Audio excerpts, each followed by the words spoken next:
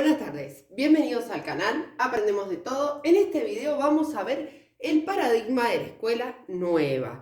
¿Qué temas vamos a tomar? Primero, ¿qué es o a qué se refiere con escuela nueva? Sus principales representantes, el siglo en el que tuvo origen, sus características, el objeto de estudio, la problemática, la metodología de enseñanza-aprendizaje, el objeto de este tipo de educación, la concepción de enseñanza, el papel del docente y del alumno, la concepción de evaluación, las ventajas y desventajas, siempre relacionándolo con la educación del día de hoy. ¿Sí? Comenzamos con ¿a qué se refiere o qué es la escuela nueva?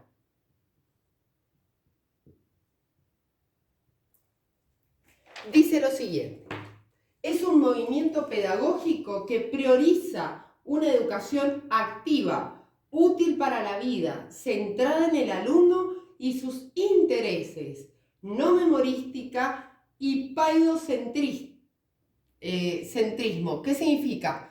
Que el centro era el niño, ¿sí? Estaba centrada en el niño, a diferencia de la escuela tradicional, que estaba centrada en el docente. Es un movimiento pedagógico que prioriza una educación activa, útil para la vida, centrada en el alumno y sus intereses. No memorística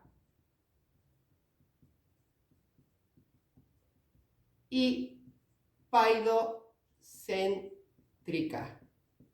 Es decir, como les decía, está centrada en el sujeto de aprendizaje o en el niño. Bien, ¿cuáles son sus principales representantes? Encontramos a Dewey, uno de los más conocidos también, ¿cierto? Rousseau, Montessori. Tienen la teoría de Montessori en el canal.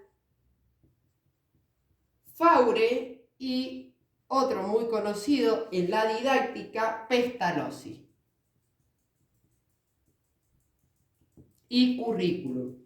¿En qué siglo tuvo origen? En el siglo XIX. Bien. Si me dan un segundo para borrar, continuamos.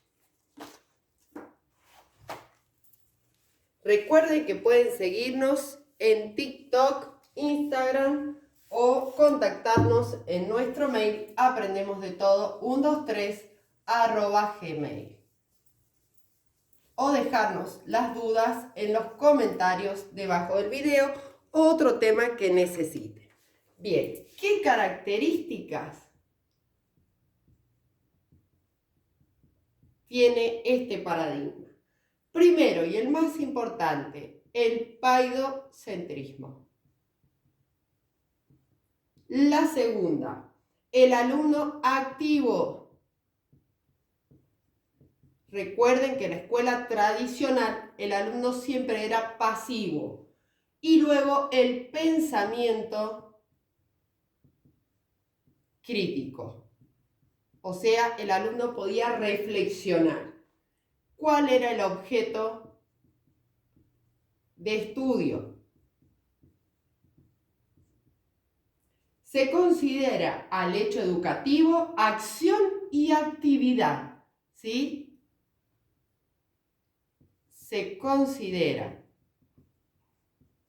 al hecho educativo acción y actividad. O sea, el alumno va a aprender cuando accione sobre el objeto de conocimiento o realice actividades. ¿Cuál es la problemática? Provoca un espontaneismo en la enseñanza, presentando problemas en la estructuración del contenido. Es decir, muchas veces se organizaba en forma espontánea y esto por ahí dificultaba el orden o la estructuración de los contenidos. Provoca un espontaneísmo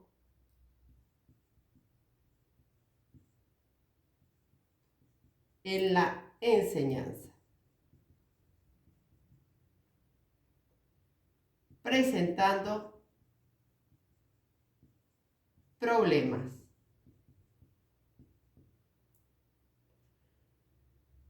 en la estructuración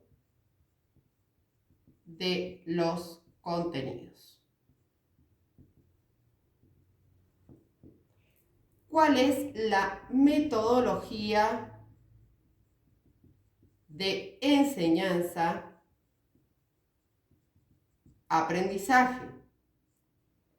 Dice lo siguiente: libertad para elegir temas de interés de los alumnos. Es decir, que los alumnos muchas veces elegían qué querían aprender. Libertad para elegir temas de interés de los alumnos. Esto lo podemos ver hoy en día en lo que es el ABP, que se trabaja la pregunta guía para ver qué es lo que le interesa al alumno aprender y desde ahí encarar el aprendizaje basado en proyecto o en problema. Bien, vamos a borrar para continuar con el objeto de este tipo de educación. Recuerden también que pueden regalarnos un café si les sirve el contenido.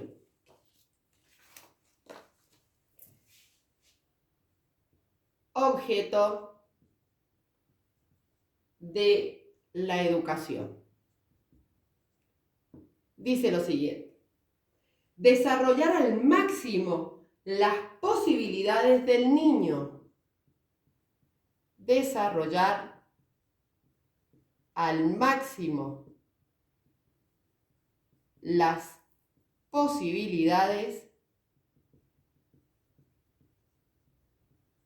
del niño. Bien, continuamos. Concepción de la enseñanza. De la enseñanza. O sea, ¿a qué se enfocaba? Se centra en la educación activa, la construcción de conceptos basados en la realidad. Se centra en la educación activa, la construcción de conceptos basados en la realidad. Es decir, se tiene en cuenta el contexto del niño, por lo tanto, también sus aprendizajes previos. Papel del docente. ¿Cuál es la concepción de docente? Facilitador y guía del aprendizaje. Y guía del aprendizaje. Y otra característica del docente: crea, investiga y experimenta. Crea, investiga y experimenta. ¿Cuál es el papel del alumno?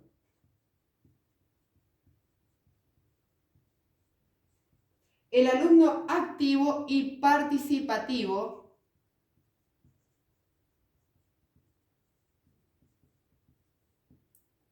Otra característica del alumno, creativo que posee inquietud por aprender. Se trabaja mucho la motivación en este paradigma. Creativo que posee inquietud por aprender y construye el conocimiento, muy importante. Acá se ve la interacción del niño con el objeto, por ejemplo, en la teoría del desarrollo cognitivo de Piaget, que es la construcción del aprendizaje por medio de la interacción del sujeto con el objeto de conocimiento o medio, o desde el punto de vista de Vygotsky, la construcción del conocimiento por medio de la interacción con pares o docentes. ¿Sí? Bien, ¿qué nos falta? Nos falta la concepción de evaluación, las ventajas y desventajas. Si me dan un segundo, vamos a borrar nuevamente. Recuerden que en el canal tienen las teorías de Piaget, Vygotsky, Ausubel, Brunner, también muchos temas referidos a currículum, didáctica, secuencia, etc. Bien. Concepción de evaluación. Dice, se tienen en cuenta los conocimientos previos, que sería para nosotros el diagnóstico hoy en día. Se tiene en cuenta los conocimientos previos del alumno, ¿verdad? Y se evalúa el proceso. También es algo que utilizamos hoy en día. ¿Cuáles son las ventajas? Todos los paradigmas tienen cosas buenas y cosas malas. El trabajo colaborativo, por otro lado, los contenidos relevantes y motivadores de la vida cotidiana, contenidos relevantes y motivadores de la vida cotidiana del alumno, ¿verdad? Y la enseñanza se centra en el alumno.